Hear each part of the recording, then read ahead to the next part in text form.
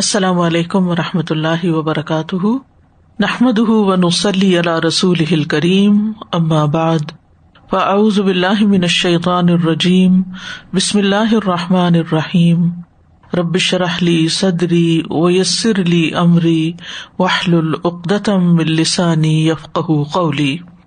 ہم قیامت کے دن کے حالات کے بارے میں پڑھ رہے تھے۔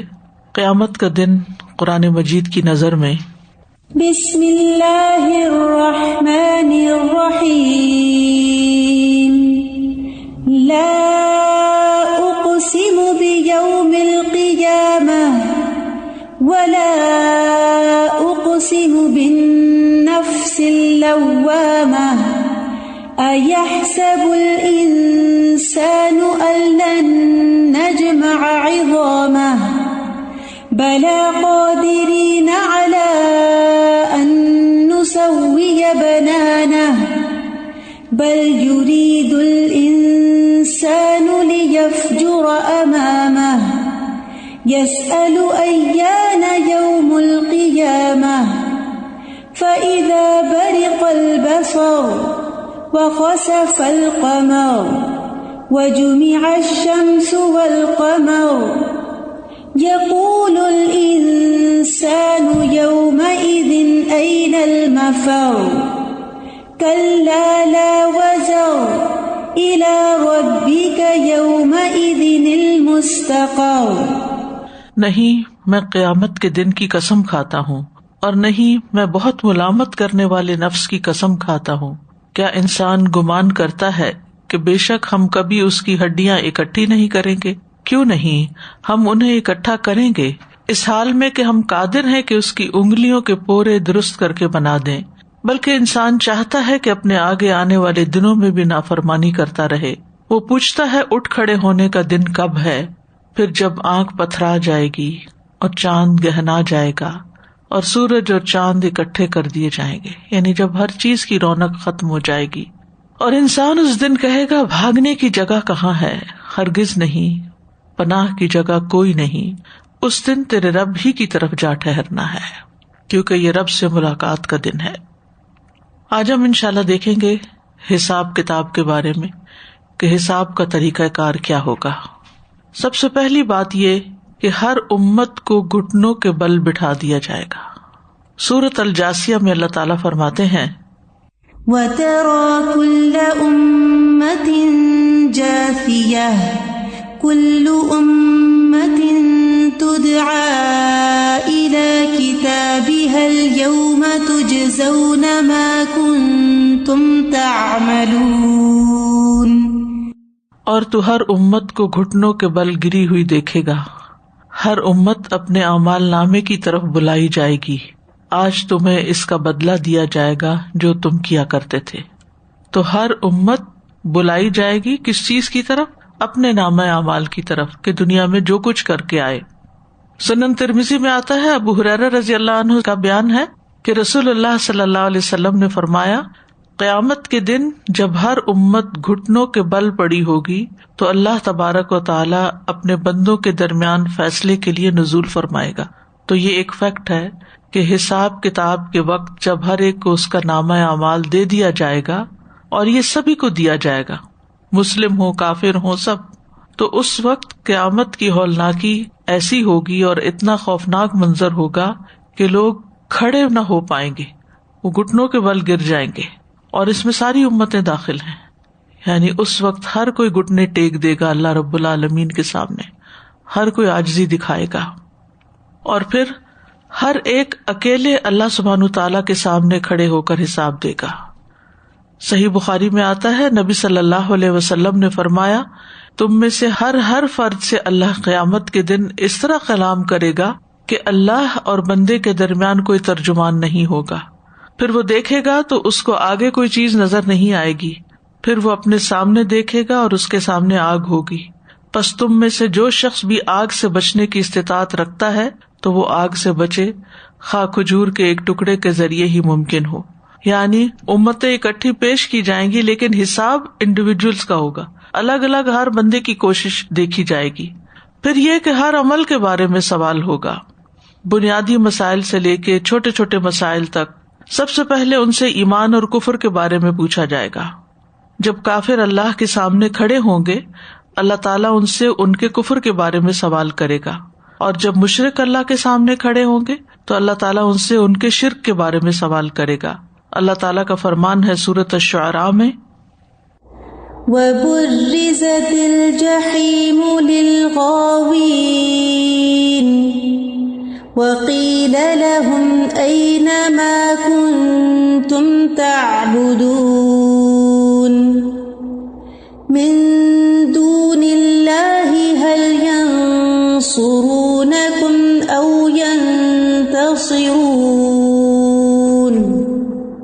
گمراہ لوگوں کے لیے بھڑکتی ہوئی آگ ظاہر کر دی جائے گی اور ان سے کہا جائے گا کہاں ہیں وہ جنہیں تم پوچھتے تھے، یعنی جنہیں تم اللہ کا شریک ٹھہراتے تھے، جن کی تم عبادت کرتے تھے اللہ کے سوا، آج وہ کہاں ہیں؟ کیا وہ تمہاری مدد کرتے ہیں یا اپنا بچاؤ کرتے ہیں؟ پھر اسی طرح سورۃ النحل میں اللہ تعالیٰ فرماتے ہیں، وَيَجْعَلُونَ لِمَا لَا يَعْلَمُونَ نَصِيبًا مِّمَّا رَزَقْنَاهُمْ تَاللَّهِ لَتُسْأَلُنَّ عَمَّا كُنتُمْ تَفْتَرُونَ. اور وہ ان معبودوں کے لیے جن کے بارے میں وہ نہیں جانتے ایک حصہ اس میں سے مقرر کرتے ہیں جو ہم نے انہیں دیا، یعنی اللہ تعالیٰ نے جو کچھ پیدا کیا اس پیداوار میں سے وہ اپنے شریکوں کا حصہ نکالتے ہیں، اپنے بتوں کا یا معبودوں کا.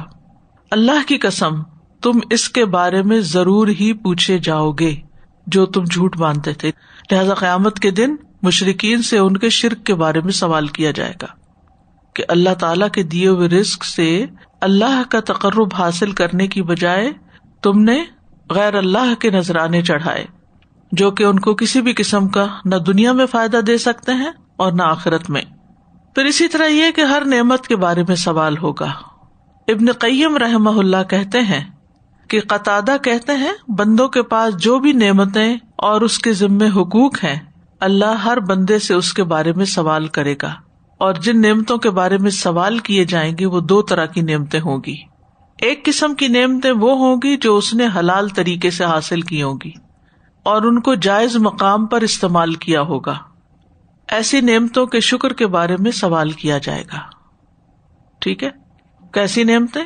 جو حلال طریقے سے حاصل کی گئی، جائز کمائی سے حاصل کی اور جائز جگہوں پر استعمال کیا، صحیح استعمال کیا، یعنی سورس بھی صحیح تھا اور استعمال بھی صحیح تھا.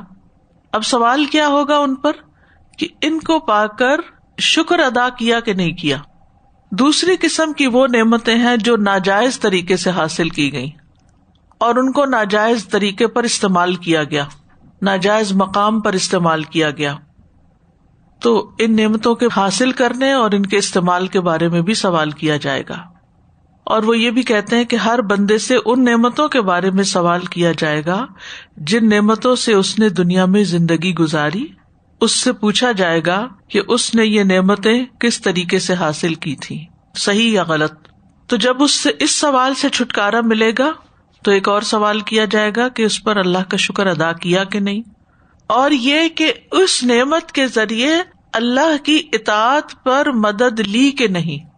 یعنی جو بھی نعمت اللہ نے تمہیں دی تھی، مثلا صحت مند جسم دیا تھا تو اس جسم سے اللہ کی عبادت کتنی کی تھی، کھانے پینے کو دیا تھا تو اس کو کھا پی کر پھر تم نے اللہ کا شکر ادا کتنا کیا، اور جو طاقت حاصل کی وہ کس کام میں لگائی.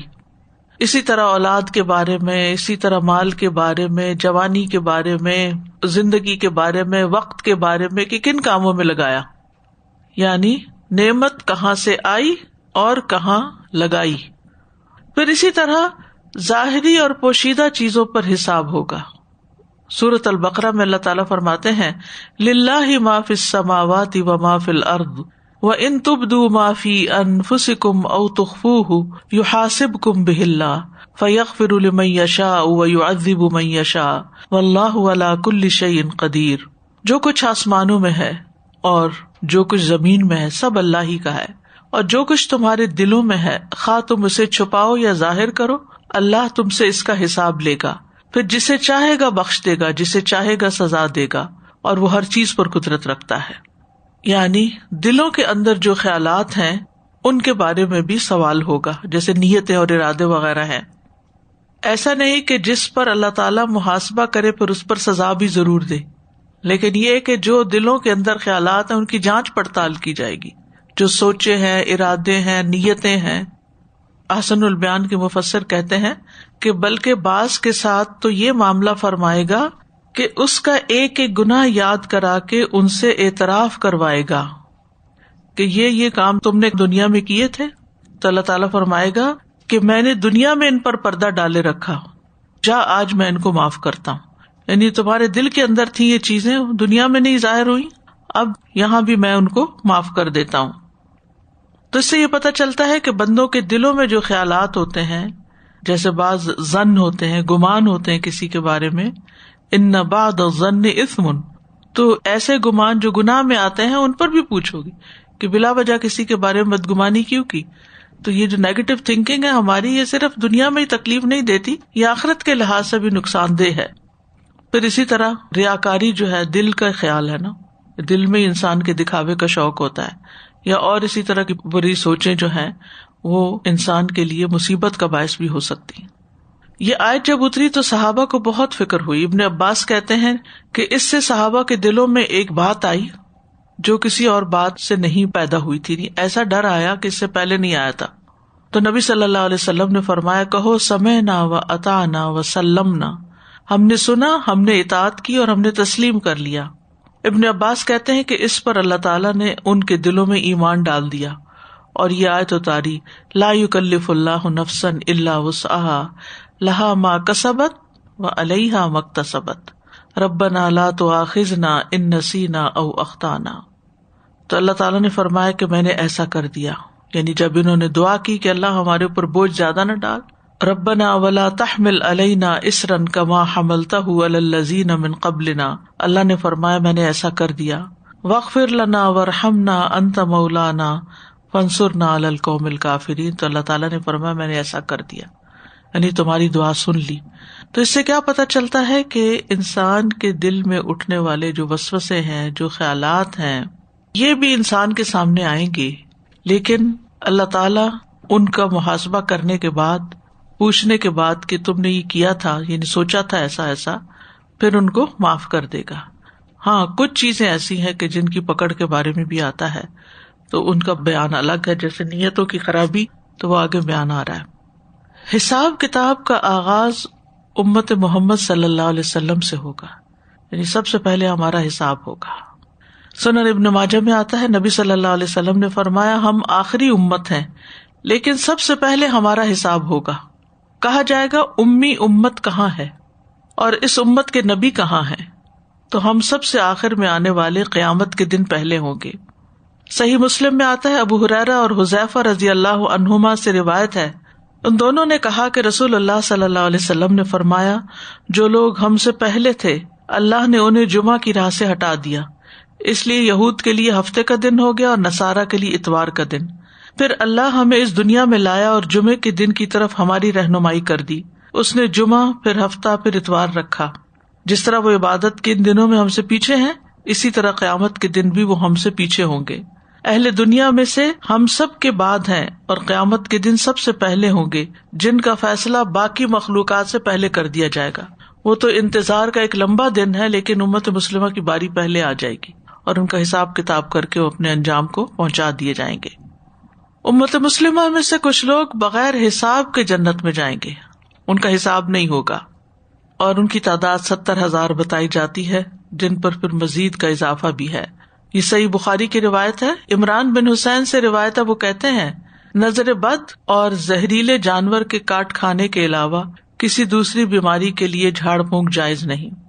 راوی کہتا ہے کہ میں نے یہ بات سعید بن جبیر سے بیان کی تو انہوں نے کہا، ہمیں ابن عباس نے بیان کیا تھا کہ رسول اللہ صلی اللہ علیہ وسلم نے فرمایا، میرے سامنے امتیں پیش کی گئیں تو ایک نبی اور 2 نبی گزرنے لگے، ان کے ساتھ لوگوں کے گروہ گزرتے تھے، اور کچھ نبی ایسے تھے کہ ان کے ساتھ کوئی بھی نہیں تھا. آخر میرے سامنے ایک بھاری جماعت آئی تو میں نے پوچھا، یہ کون ہے؟ کیا یہ میری امت ہے؟ مجھے بتایا گیا کہ یہ موسیٰ علیہ السلام اور ان کی امت ہے.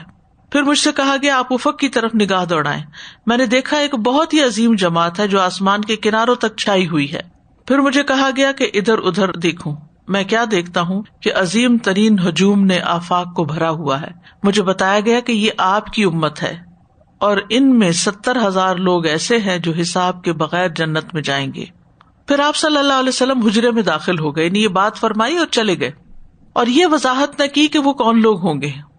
لوگ ان کے متعلق گفتگو کرنے لگے کہ وہ فلاں ہوں گے کہ وہ ہم لوگ ہیں جو اللہ پر ایمان لائے اور اس کے رسول کی اتباع کی ہے، اس لیے وہ لوگ ہم ہیں یا ہماری اولاد جو اسلام میں پیدا ہوئی، کیونکہ ہم تو دور جاہلیت میں پیدا ہوئے.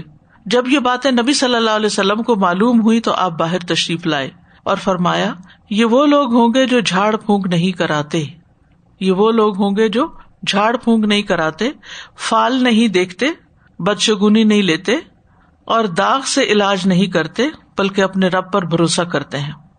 یہ سن کر عکاشہ بن محصن نے کہا اے اللہ کے رسول کیا میں ان میں سے ہوں؟ آپ نے فرمایا ہاں تم ان میں سے ہو. پھر دوسرا آدمی کھڑا ہوا اور عرض کیا اللہ کے رسول میں بھی ان میں سے ہوں. آپ نے فرمایا عکاشہ تم پر بازی لے گیا، یعنی وہ جس نے پہلے پوچھا وہ کامیاب ہو گیا. ایک اور روایت میں آتا ہے کہ 70,000 میں مزید اضافہ بھی کیا جائے گا. مسند احمد کی روایت ہے نبی صلی اللہ علیہ وسلم نے فرمایا میرے رب عز و جل نے مجھ سے وعدہ کیا کہ میری امت کے 70,000 لوگوں کو بلا حساب اور بلا عذاب جنت میں داخل فرمائے گا. ہر 1000 کے ساتھ مزید 70,000 ہوں گے، یعنی وہ 70,000 ہے نا، تو ان میں سے ہر 1000 کے ساتھ اور 70,000 بھی ہوں گے اور اس پر مزید 3 چلو میرے رب عز و جل کے چلوؤں میں سے، یعنی جن کو اللہ تعالی معاف کر دے گا. اسی طرح جو جہاد فی سبیل اللہ کرتے ہیں مجاہدین، ان کو بھی بغیر حساب کے جنت میں لے جایا جائے گا. ابو سعید خدری سے روایت ہے کہ رسول اللہ صلی اللہ علیہ وسلم نے فرمایا اللہ کے ہاں قیامت کے دن افضل جہاد ان لوگوں کا ہوگا جو پہلی صف میں دشمن کا مقابلہ کرتے ہیں اور پیچھے کو نہیں پلٹتے حتیٰ کہ وہ شہید ہو جاتے ہیں. یہی وہ لوگ ہیں جو جنت کے اعلیٰ بالا خانوں میں داخل ہوں گے. ان کی طرف تیرا رب دیکھتا ہے اور تیرا رب جب کسی قوم پر ہنس دے تو ان پر کوئی حساب نہیں ہوتا. یعنی ایسے لوگوں کو رب محبت کی نگاہ سے دیکھتا ہے اور ان پر خوش ہوتا ہے، اور جن پر رب خوش ہو جائے تو پھر ان کا حساب نہیں ہوگا. پھر فقراء مہاجرین بغیر حساب جنت میں جائیں گے. عبداللہ ابن عمر رضی اللہ عنہ سے روایت ہے، وہ کہتے ہیں کہ رسول اللہ صلی اللہ علیہ وسلم نے فرمایا کیا تم میری امت کی اس جماعت کو جانتے ہو جو سب سے پہلے جنت میں داخل ہوگی؟ میں نے کہا اللہ اور اس کا رسول ہی بہتر جانتے ہیں. آپ نے فرمایا وہ جماعت مہاجرین کی ہے، وہ روز قیامت جنت کے دروازے پہ آ کر دروازہ کھولنے کا مطالبہ کریں گے. دربان ان سے پوچھے گا تمہارا حساب کتاب ہو چکا ہے؟ وہ کہیں گے کس چیز کا ہم سے حساب کتاب لیا جائے؟ مرتے دم تک اللہ کے راستے میں ہماری تلواریں ہمارے کندھوں پہ رہیں، یعنی ہم نے تو زندگی جو ہے وہ اسی راہ میں گزاری، اللہ کے راستے میں. تو دربان ان کے لیے دروازہ کھول دے گا اور وہ داخل ہو کر عام لوگوں کے داخلے سے پہلے 40 سال کا قیلولہ بھی کر چکے ہوں گے، یعنی ان کے 40 سال بعد اور لوگ داخل ہوں گے. یہ ہے ان کا مقام. یہ لاسٹ بات پہ ہی سوال آ رہا ہے استاد جی، یہ وہ جو مہاجرین ایکچوئل اول مہاجرین ہیں وہ ہیں، وہی مراد ہے. جیسے سارے گناہ آپ نے فرمایا کہ دکھائے جائیں گے، تو ان میں سے جیسے وہ آتی ہے نا حدیث کے چند گھڑیوں میں اگر آپ استغفار کر لیں تو وہ نہیں لکھے جائیں گے، یعنی وہ انسان کے بائیں طرف نہیں لکھے جائیں گے کہ انسان کی پھر اس پہ پکڑ ہو. اوکے جی لیکن دکھائے وہ جی ہاں. وَمَن يَعْمَلْ مِثْقَالَ ذَرَّةٍ خَيْرًا يَرَهُ، یہ جو یرا ہوا ہے نا اس کو دکھایا جانا، یہ اپنی جگہ ہے. پھر اگلا مرحلہ ہے کہ اس پر حساب ہو یا نہ ہو، پھر یہ کہ اس پر سزا ہو یا نہ ہو. لیکن ایک دفعہ انسان اپنی زندگی میں جو کچھ کرتا ہے اس سب کا ریکارڈ تیار ہوتا ہے. یہ اسکیری چیز ہے. استاذہ جی دوسرا آپ نے فرمایا کہ وہ نظر بد اور زہریلے جانور کے کاٹنے کے علاوہ نہیں، تو جیسے بیماری میں ہم سنتے ہیں رقیہ وغیرہ کرتے ہیں، اس کا نہیں سن سکتے ہیں رقیہ. اس سے مطلب یہ ہے کہ باقاعدہ طلب کرنا، کسی راقی کو بلانا، وہ مراد ہے. استاذہ جی 2 باتیں مائنڈ میں آ رہی تھی. ایک تو شکر گزاری کرنے والے، تو میں آج ہی سوچ رہی تھی کہ کچھ ایسی نعمتیں ہوتی ہیں جو کہ they are there but people don't realise it. میں کسی کی طرف گئی تو انہوں نے مجھے کہا دیکھیں آج کتنی گرمی ہے، ہم جب سردی ہوتی ہے تو سردی کو کہتے ہیں، اب گرمی ہوتی ہے، لیکن اس کے اندر کتنی خیر ہوتی ہے اور کیا اس کے پیچھے ہمارے لیے رحمتیں اور نعمتیں لکھی ہوتی ہیں، یہ اللہ تعالیٰ ہی جانتا ہے. ہم نے کبھی اس طرح استعمال ہی نہیں کی ان نعمتوں کا استعمال کے بارے میں کہا جا رہا ہے کہ جائز نعمتوں کو صحیح جائز طریقے سے استعمال کرنا.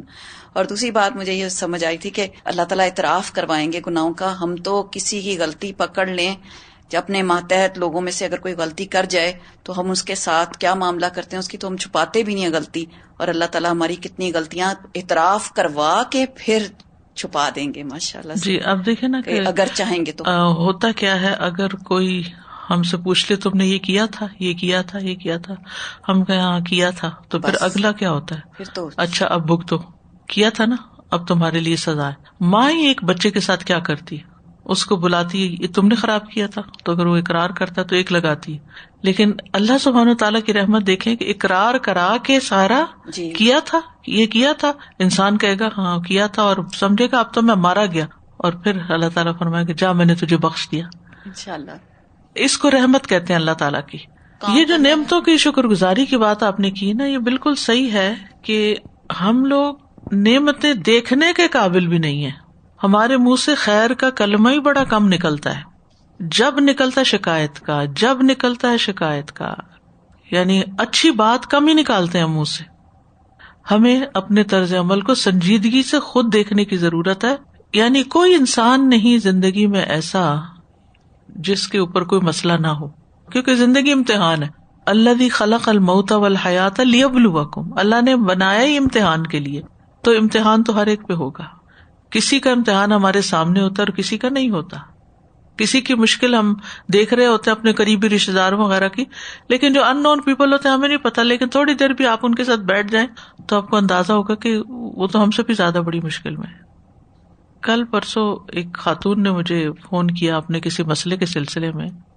اس نے جو اپنے گھر کے حالات بتائے وہ اتنے تکلیف دہ تھے کہ انسان سوچ ہی نہیں سکتا.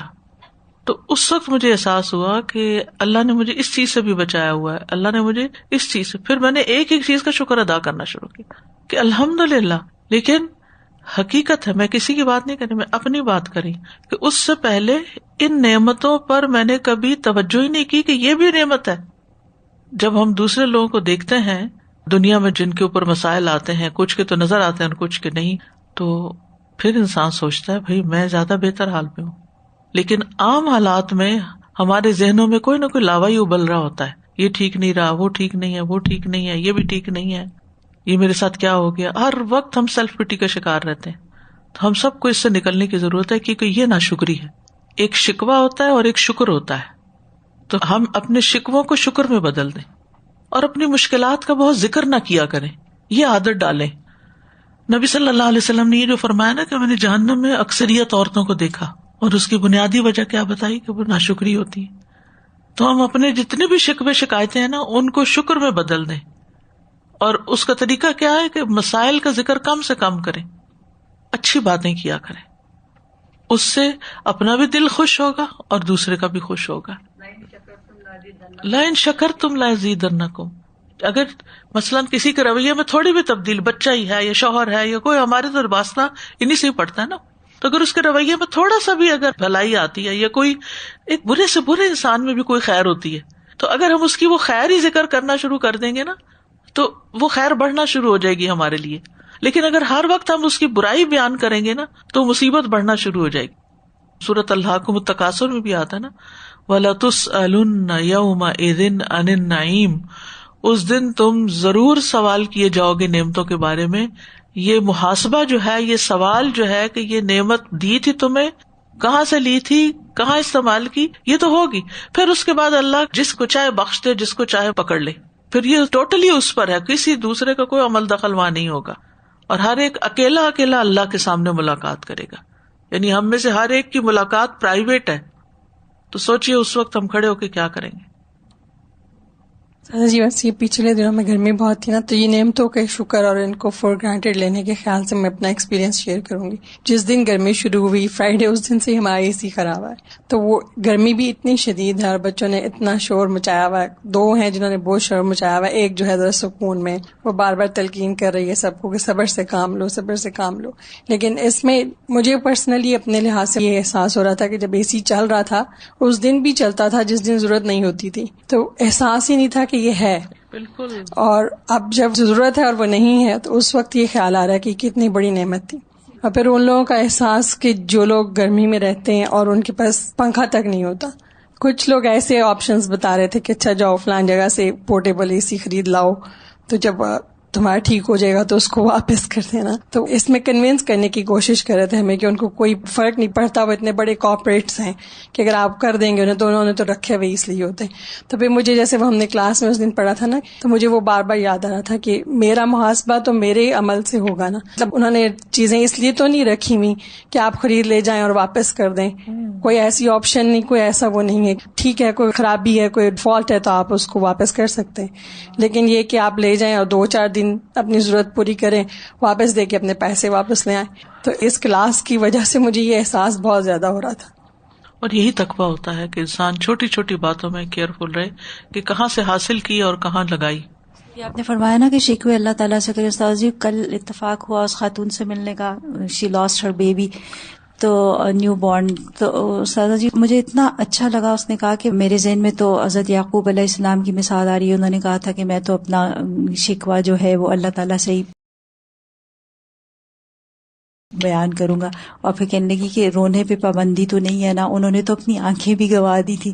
مطلب اس حالت میں بھی اس کو وہ ساری چیزیں جو تھی وہ موٹیویٹ کر رہی. پھر علم کا یہی فائدہ نا کہ جو ہم پڑھتے ہیں جب سچویشن پیش آئے تو اس وقت وہ عمل میں آ جائے.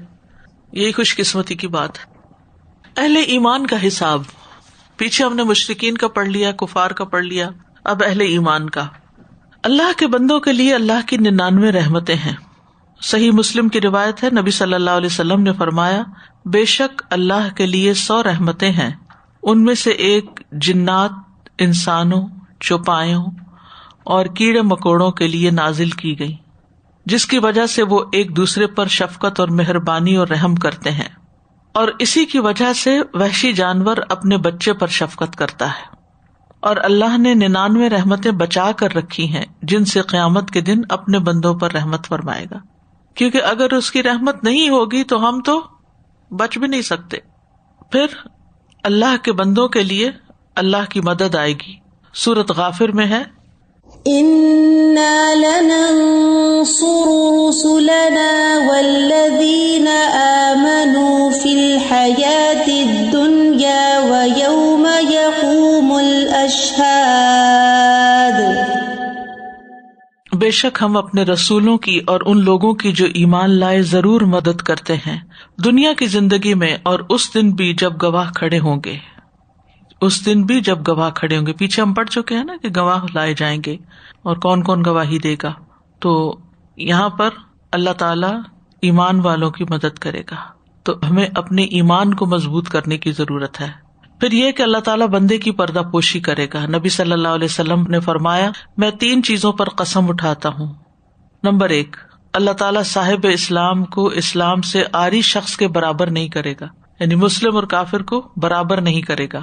اور اسلام کے 3 حصے ہیں، روزہ، نماز اور صدقہ، یعنی یہ 3 کام کرنے والے اور نہ کرنے والے ایک جگہ نہیں ہوں گے، ان میں فرق کر دیا جائے گا.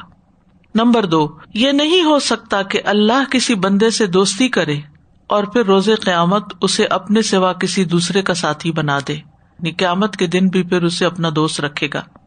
نمبر 3، اور جو شخص جس کسی سے محبت کرے گا وہ قیامت کے دن اسی کے ساتھ اٹھے گا، اسی کے ساتھ آئے گا. جو اللہ کے رسول صلی اللہ علیہ وسلم سے محبت کرتے ہیں، صحابہ سے محبت کرتے ہیں، نیک علماء سے محبت کرتے ہیں، تو قیامت کے دن وہ انہی کی کیٹیگری میں ہوں گے. اور اگر چوتھی چیز پر بھی میں قسم کھا لوں تو مجھے گناہگار ہونے کا خدشہ نہیں ہوگا، یعنی سچی قسم ہے. اور وہ یہ کہ اگر اللہ دنیا میں اپنے بندے کی پردہ پوشی کرتا ہے تو آخرت میں بھی پردہ ڈالے گا. یعنی دنیا میں بھی کئی گناہ ایسے ہوتے ہیں کہ جو اللہ تعالیٰ چھپا دیتا ہے، اور سب سے بڑھ کر تو ہمارے دلوں کے اندر جو کچھ ہے وہ اللہ نے چھپایا ہوا ہے، کہ ہم کس کے بارے میں کیا گمان رکھتے ہیں، کیا سوچ رکھتے ہیں، کس کے لیے کیسا رویہ رکھتے ہیں. یعنی بعض اوقات انسان کے دل میں کسی کے خلاف غصہ بھی ہوتا ہے لیکن وہ اس کو ظاہر نہیں کرتا. اب اللہ کو تو پتہ ہوتا ہے. ویسے تو یہ بہادری کی بات بھی ہے لیکن بعض اوقات ناروا غصہ بھی ہوتا ہے، دوسرے کا قصور نہیں ہوتا، خامخواہ دوسرے کے بارے میں بدگمانی کی جا رہی ہوتی ہے، تو وہ بھی اللہ کو پتہ ہوتا ہے. تو اللہ سبحانہ تعالیٰ نے جس طرح دنیا میں انسان کے دل کے خیالات چھپا دیے، قیامت کے دن بھی چھپا دے گا. اسی طرح کچھ اعمال بھی ایسے ہوتے ہیں جو چوری چھپے کیے ہوئے ہوتے ہیں. پھر یہ کہ مومن کی علیحدگی میں معافی ہوگی، نہیں پرائیویٹلی. صحیح مسلم میں ہے، نبی صلی اللہ علیہ وسلم نے فرمایا قیامت کے دن ایک مومن اپنے رب عز و جل کے قریب کیا جائے گا یہاں تک کہ اللہ اپنی ایک جانب اس پر رکھے گا، پھر اس سے گناہوں کا اقرار کروایا جائے گا. استغفر اللہ. پھر اللہ فرمائے گا کیا تو پہچانتا ہے، یعنی تو نے کیے تھے نا یہ گناہ. وہ عرض کرے گا اے میرے رب میں پہچانتا ہوں. اللہ فرمائے گا میں نے دنیا میں تیرے گناہوں پر پردہ ڈالا اور آج کے دن تیرے گناہوں کو معاف کرتا ہوں. پھر اسے اس کی نیکیوں کا نامہ اعمال دیا جائے گا. پھر مومن کے گناہ پیش کیے جائیں گے اور ہر گناہ کے بدلے نیکی ملے گی. نبی صلی اللہ علیہ وسلم نے فرمایا ایک آدمی کو قیامت کے دن لایا جائے گا اور کہا جائے گا کہ اس پر اس کے صغیرہ گناہ پیش کر دو. وہ اس پر پیش کر دیے جائیں گے اور اس کے کبیرہ گناہ چھپائے جائیں گے، یعنی پوشیدہ رکھے جائیں گے. اور اقرار کے لیے اسے کہا جائے گا کیا تو نے فلاں فلاں دن فلاں فلاں گناہ کیا تھا؟ جواباً وہ اقرار کرے گا اور انکار نہیں کرے گا، لیکن اپنے کبیرہ گناہوں کی پیشی سے ڈر رہا ہوگا کیونکہ چھوٹے تو دیکھ لے گا اور اس کا اقرار بھی کرا لیا جائے گا. تو اب اسے ڈر ہوگا وہ جو میں نے بڑے بڑے گناہ کیے وہ کدھر ہیں. اتنے میں کہا جائے گا اس کے ہر گناہ کے عوض اس کو نیکی عطا کر دو. آپ فرماتے ہیں یہ دیکھ کر وہ بندہ کہے گا میرے تو کچھ اور گناہ بھی تھے جو مجھے یہاں نظر نہیں آ رہے. یعنی اگر اللہ کی رحمت یہی ہے کہ گناہوں کو نیکیوں میں بدل دیا جائے، یہ توبہ سے بدل جاتے ہیں نا، تو وہ کدھر ہیں میرے گناہ، وہ بھی آ جائیں تاکہ ان کے بدلے میں بھی کچھ مل جائے. اب حساب کی نوعیت یا کیفیت کیا ہوگی؟ سب سے پہلی بات یہ کہ جیسے کفر اور شرک کے بارے میں سوال ہوگا ایسے ہی توحید سے متعلق سوال ہوگا اور انبیاء سے اس کے بارے میں پوچھا جائے گا. سورۃ المائدہ 116-117 میں آتا ہے وَإِذْ قَالَ اللَّهُ يَا عِيسَى ابْنَ مَرْيَمَ أَأَنْتَ قُلْتَ لِلنَّاسِ اتَّخِذُونِي وَأُمِّيَ إِلَٰهَيْنِ مِن دُونِ اللَّهِ قَالَ سُبْحَانَكَ مَا يَكُونُ لِي أَنْ أَقُولَ مَا لَيْسَ لِي بِحَقٍّ إِن كُنتُ قُلْتُهُ فَقَدْ عَلِمْتَهُ تَعْلَمُ مَا فِي نَفْسِي وَلَا أَعْلَمُ مَا فِي نَفْسِكَ إِنَّكَ أَنْتَ عَلَّامُ الْغُيُوبِ ما قلت لهم الا ما امرتني به ان اعبدوا الله ربي وربكم وكنت عليهم شهيدا ما دمت فيهم فلما توفيتني كنت انت الرقيب عليهم وانت على كل شيء شهيد. اور جب اللہ کہے گا اے عیسی ابن مریم کیا تو نے لوگوں سے کہا تھا کہ مجھے اور میری ماں کو اللہ کے سوا معبود بنا لو؟ وہ کہے گا تو پاک ہے، میرے لیے جائز نہیں کہ میں وہ بات کہوں جس کا مجھے کوئی حق نہیں. اگر میں نے یہ بات کہی تھی تو یقیناً تو اسے جانتا، تو جانتا ہے جو میرے نفس میں ہے اور میں نہیں جانتا جو تیرے نفس میں ہے. یقیناً تو ہی سب چھپی باتوں کو خوب جاننے والا ہے. میں نے انہیں اس کے سوا کچھ نہیں کہا جس کا تو نے مجھے حکم دیا کہ اللہ کی عبادت کرو جو میرا رب اور تمہارا رب ہے، اور میں ان پر گواہ تھا جب تک میں ان میں رہا. پھر جب تو نے مجھے اٹھا لیا تو ہی ان پر نگران تھا اور تو ہر چیز پر گواہ ہے. یعنی انبیاء کے بعد ان کی قوموں نے جو شرک کیا وہ اس کے ذمہ دار نہیں، تو شرک کرنے والوں کے اوپر ان کے خلاف حجت تمام کرنے کے لیے اس وقت سوال کیا جائے گا. پھر شرک کرنے والوں سے بھی سوال ہوں گے. سورۃ الانعام کی آیت نمبر 22 میں آتا ہے وَيَوْمَ نَحْشُرُهُمْ جَمِيعًا ثُمَّ نَقُولُ لِلَّذِينَ أَشْرَكُوا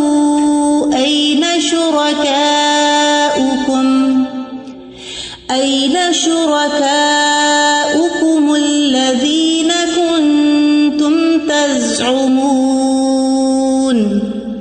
ثُمَّ لَمْ تَكُنْ فِتْنَتُهُمْ إِلَّا أَنْ قَالُوا وَاللَّهِ رَبِّنَا مَا كُنَّا مُشْرِكِينَ. اور جس دن ہم ان سب کو جمع کریں گے پھر ہم ان لوگوں سے کہیں گے جنہوں نے شریک بنائے، کہاں ہے تمہارے وہ شریک جنہیں تم گمان کرتے تھے؟ یعنی یہ سوال کیا جائے گا شریک کدھر ہیں تمہارے؟ پھر ان کا فریب اس کے سوا کچھ نہ ہوگا کہ وہ کہیں گے اللہ کی قسم جو ہمارا رب ہے، ہم شریک بنانے والے نہ تھے. دیکھو انہوں نے کیسے اپنے آپ پر جھوٹ بولا اور ان سے گم ہو گیا وہ جو جھوٹ بنایا کرتے تھے. یعنی دنیا میں جو جھوٹ گھڑا تھا انہوں نے کہ اللہ کی مخلوق کو انہوں نے معبود بنا دیا، وہ ان کے کسی کام نہ آئے گا. دنیا میں جن کی عبادت کی جائے گی ان سے سوال کیا جائے گا.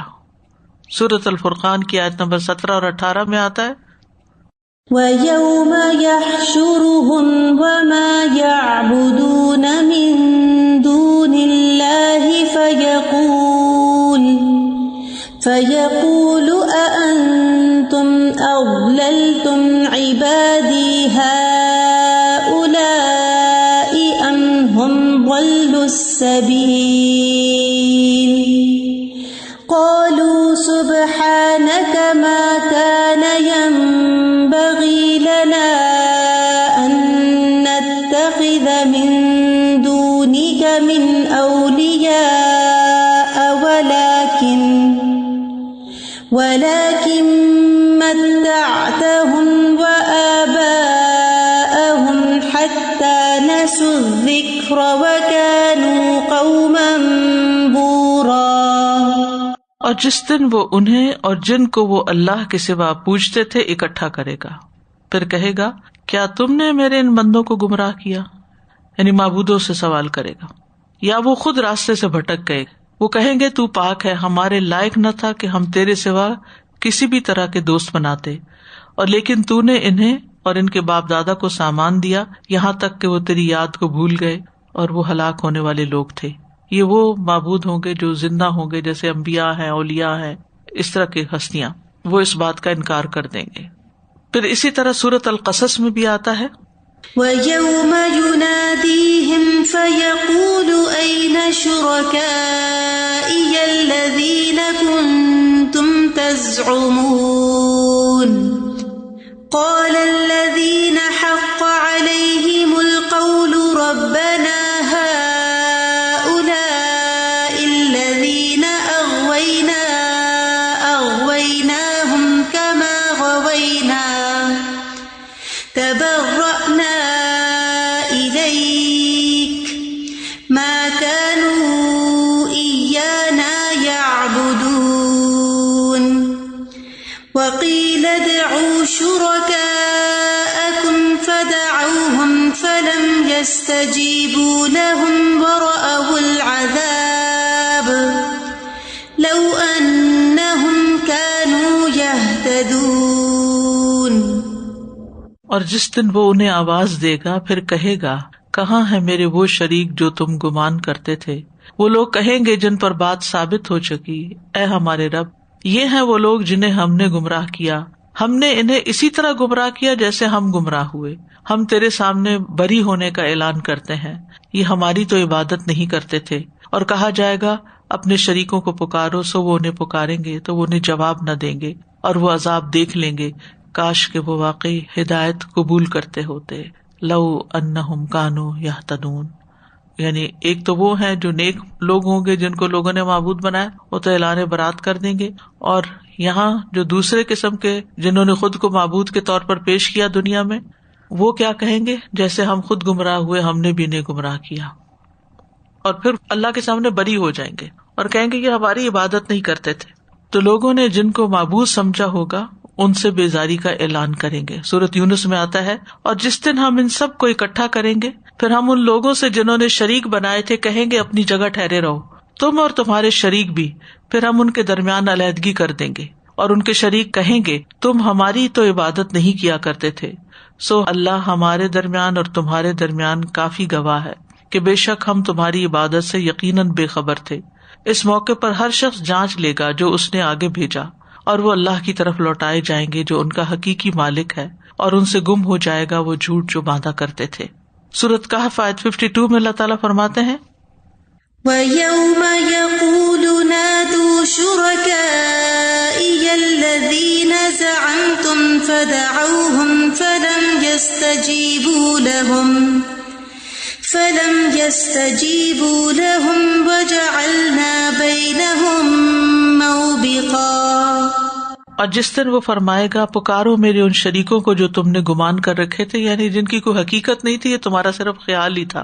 سو وہ انہیں پکاریں گے تو وہ انہیں کوئی جواب نہ دیں گے، اور ہم ان کے درمیان ایک ہلاکت کی جگہ بنا دیں گے.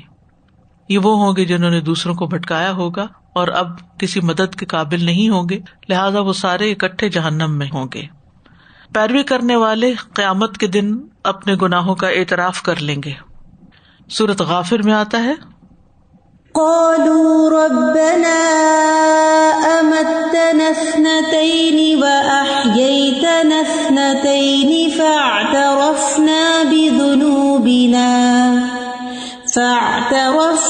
بذنوبنا فهل إلى خروج من سبيل ذلكم بأنه إذا دعي الله وحده كفرتم وإن يشرك به تؤمنوا فالحكم لله العلي الكبير.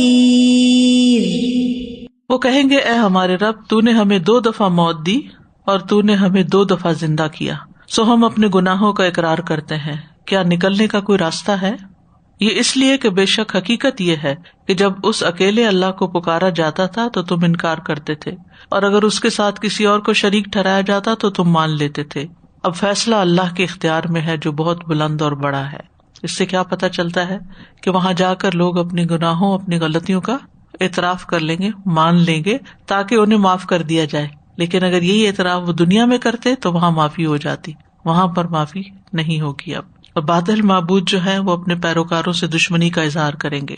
وَإِذَا حُشِرَ النَّاسُ كَانُوا لَهُمْ أَعْدَاءً وَكَانُوا بِعِبَادَتِهِمْ كَافِرِينَ. اور جب سب لوگ اکٹھے کیے جائیں گے تو وہ ان کے دشمن ہوں گے اور ان کی عبادت سے منکر ہوں گے، ایک دوسرے پر لعنت کریں گے.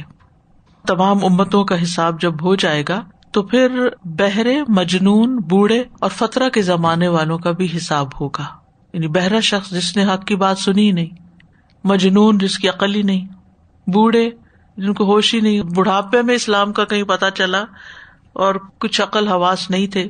فترہ کے زمانے میں یعنی جب انبیاء کا سلسلہ بند تھا، کیونکہ اس میں سوال کافی ہوتا ہے نا، تو اس لیے پتہ ہونا چاہیے کہ ان کے ساتھ کیا ہوگا.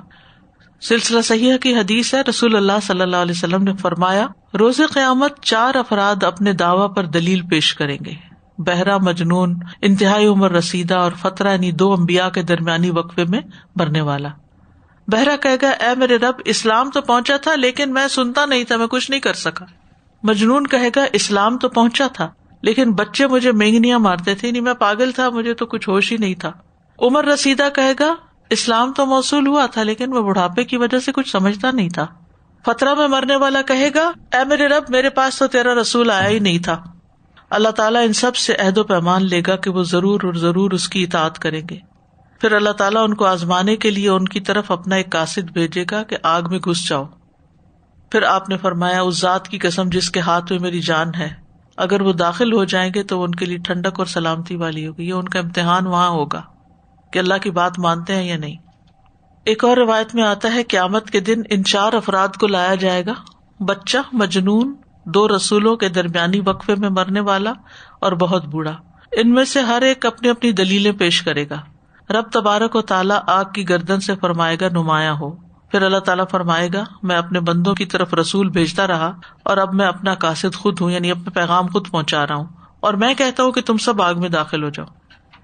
تو وہ لوگ کہیں گے اے ہمارے رب، ہم اس میں کیسے داخل ہوں، ہم تو اس سے دور بھاگتے تھے.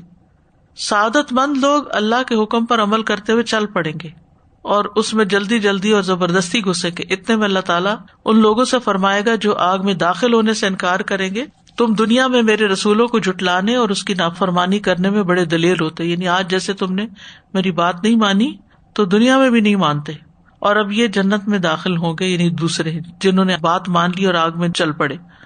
تو بعض علماء کہتے ہیں کہ وہ لوگ جن تک رسالت کا پیغام نہیں پہنچا ان کے حساب کے بارے میں محقق بات یہ ہے کہ اللہ تعالیٰ آگ کے ذریعے ان کی آزمائش کرے گا. وہ انہیں آگ میں کودنے کا کہے گا، جو کود جائے گا وہ جنت میں چلا جائے گا، جو انکار کرے گا وہ آگ میں جائے گا. یعنی وہاں بھی ان کا ٹیسٹ ہو جائے گا، جن کا ٹیسٹ دنیا میں نہیں ہوا وہاں ہو جائے گا، اور جو اللہ کی بات مان لے گا. کتنی مشکل بات ہے. دنیا میں بھی بعض اوقات اللہ کی بات ماننا ایک طرح سے آگ میں کودنے والی بات ہوتی ہے. کئی دفعہ ٹیسٹ ہو جاتا ہے نا انسان کا. کچھ احکامات تو بڑے نرم ہوتے ہیں، آسان ہوتے ہیں، لیکن کچھ باتیں ماننا واقعی نفس پہ بڑی بھاری ہوتی ہیں. تو انسان کا یہی امتحان ہے، اور جو اپنے نفس کے اوپر قابو پا کر اللہ کی بات مان لیتا ہے تو پھر آخرت میں اس کے لیے فائدہ ہی فائدہ. اور جس کو دنیا میں کچھ ہوش ہی نہیں تھا، پتہ ہی نہیں چلا، تو اس کا امتحان وہاں ہو جائے گا. اللہ سبحانہ وتعالیٰ ہم سب کو اپنی اطاعت پر ہی قائم رکھے. میرے ساتھ ایک عجیب سا واقعہ ہوا. یہ ابایا میں نے پہنا تو میں نے نوٹ کیا، ابایا کا سلیو لبا ہے نا، تو میں نے بعد میں نوٹ کیا کہ وہ جلا ہوا ہے، اور مجھے نہیں یاد کس وقت جلا ہے، کیونکہ پہن کے 2-3 دفعہ بعد کام کر رہی تھی تو مجھے سمجھ نہیں آئی کس وقت جلے، اور اچھا خاصا جلا ہوا ہے. تو میں یہ سوچ رہی تھی کہ یہ تو آگ لگ سکتی تھی. پتہ نہیں اس طرح اللہ تعالیٰ ہمیں پتہ نہیں کتنے کتنے حادثات سے بچاتا ہے، اور ہمیں پتہ نہیں ہوتا کہ اللہ تعالیٰ نے ہمیں یہاں بھی بچا لیا یہاں سے. تو اتنا کچھ میرے مائنڈ میں آیا کہ جل جاتی کیا ہوتا، کیسے ہوتا، کہاں لگی آگ، کچھ نہیں.